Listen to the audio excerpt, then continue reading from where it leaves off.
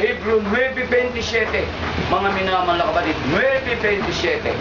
Ang sinasabi doon, pag ang tao ay mamamatay, minsan pagkatapos nito ang pagbuhok. Yun. Yung mga inililibing yun, ang unang kamatayan. Dapat pa. Meron hindi nagtatapos doon, meron pang ikalawa. Ngayon kapatid, ano ang natakdat tinadhana ng Ama?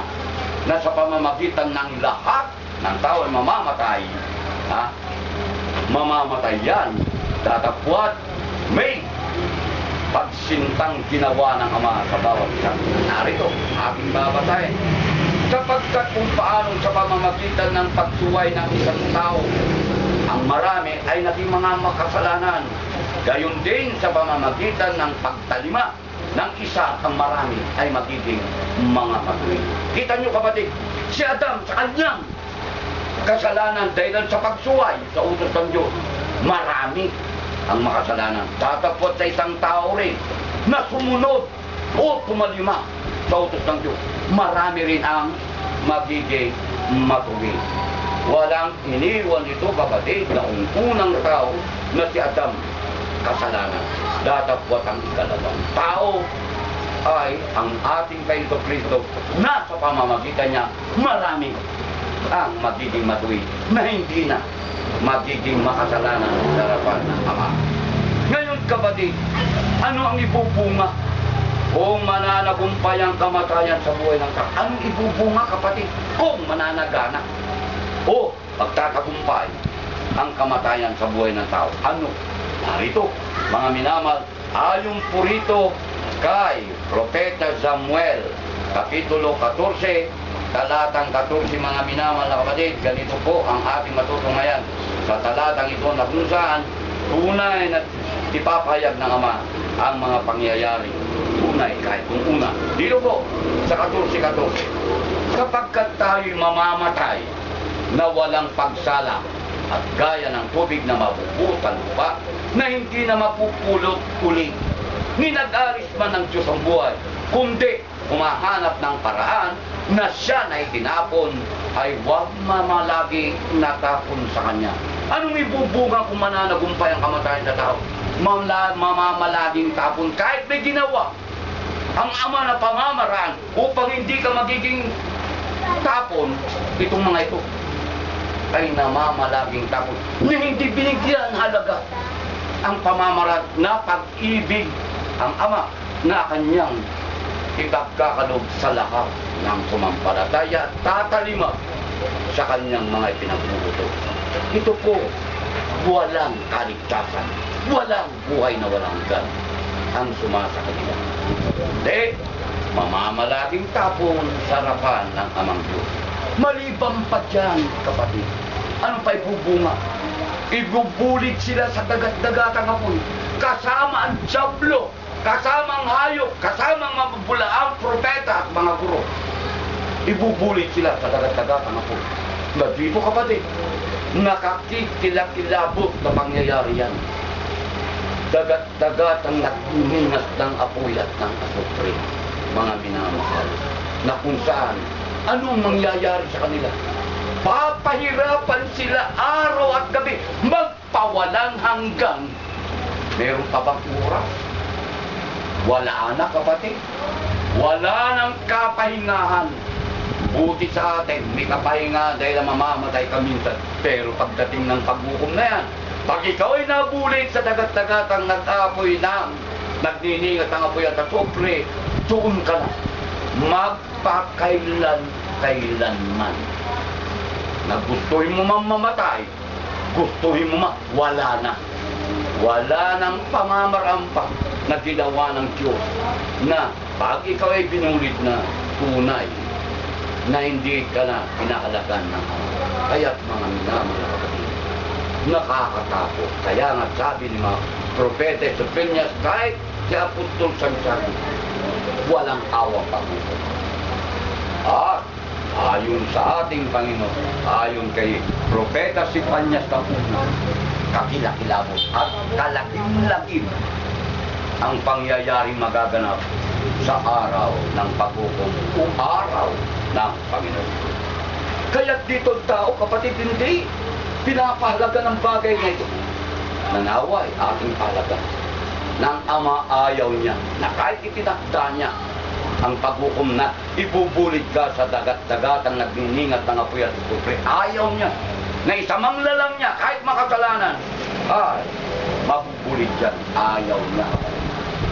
Kaya ginagawa niyang paraan na kung pansinin lang natin yung mga ika nga natin mga pantas na tao, may mga pantas na tao na nagsasaliksik kung ilang taon nang nakalipas sa hanggang sa kasalukuyan pa lang ito.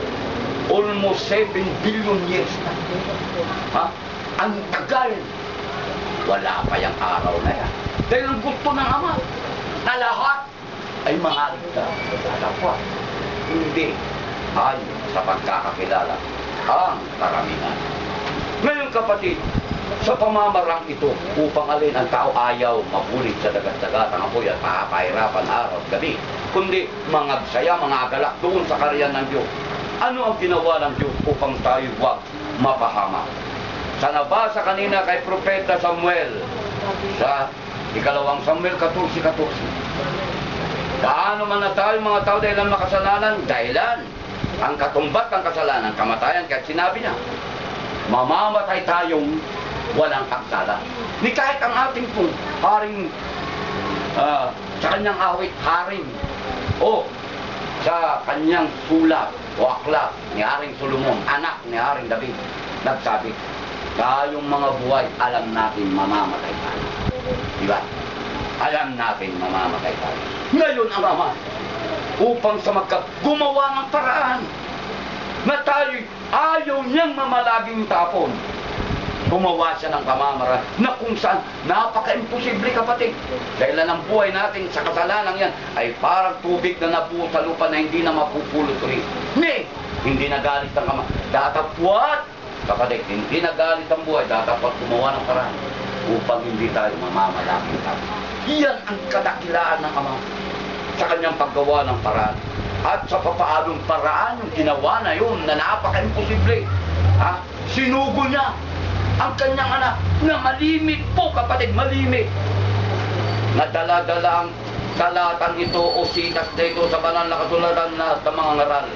Pag sinabi yung Juan 3:16, ganun na lang ang pagtinta ng Diyos sa sanglibutan. Isinugo ang bugtong na anak upang ang sino mang tumampalataya huwag mapahamak, kundi magkaroon ng buhay na walang hanggan. Kita nyo kapatid, yun ang pamamaraan, sinugo yung anak. At sa pagsugo ng anak, sino ang tao tumampalataya ay magkakaroon ng buhay na walang, hindi mapapahamak. Ngunit anong sabi ng mga ngaral na tinatawag na bunaw? Tanggapin mo lang sa iyong puso't diwa at kaluluwa si Kristo, ligtas ka na, hindi ganun. Sampalatayanan kapatid, iba yung pagtanggap sa pagsampalataya. Mga ito, ikangat puro magagaang bagay yung mga inano, sampalatayanan. Bakit sampalatayanan itong sinugo niya? Alam niyo kapatid, dapat tayo ang hatulan ng kamatayan ng anak. Isinugo niya itong anak na berbo ng panimula. Nagkatawang tao, itong katawang tao na ito naging anyong salarin. O ibig sabihin, siya ang nagbata sa mga kasalanan natin. Dahil kung tayo parurusahan ng Ama, sino pa ililigtas niya? Lahat nagkasala. Itong anak lang na ito ang hindi nagkasala. Kaya siya ang pinarusahan ng Ama. Upang alin? Sa kanyang kamatayan, kabuhayan naman ang ipagkakaroon niya sa lahat ng kasalanan. Kaya nga itong nangyari, yung isang tao na nagkasala, marami ang nagiging makasalanan, datapot sa isang tao rin, sa kanyang pagtalima. Sa pagsuway nun, ito pagtalima. Kahit alam niyang mamamatay siya, sumunod o tumalima sa utos ng Diyos. Upang alin, tayo, ika nga, mapapatawad ang kasalanan o malilinis ang ating kaluluwa. Kaya tagan yung salarin. Kaya, ayon mismo ang ating Panginoon Kristo. Hindi siya naparito upang tumawag ng mga matuwid datapwat. Ano ang kanyang tatawagin? Makasalanan. Na siya magsisilbing doktor o manggagamot sa sakit. Kita mo kapatid, siya magsisilbing doktor o manggagamot sa bawat sakit ng tao. Ngayon, ito ang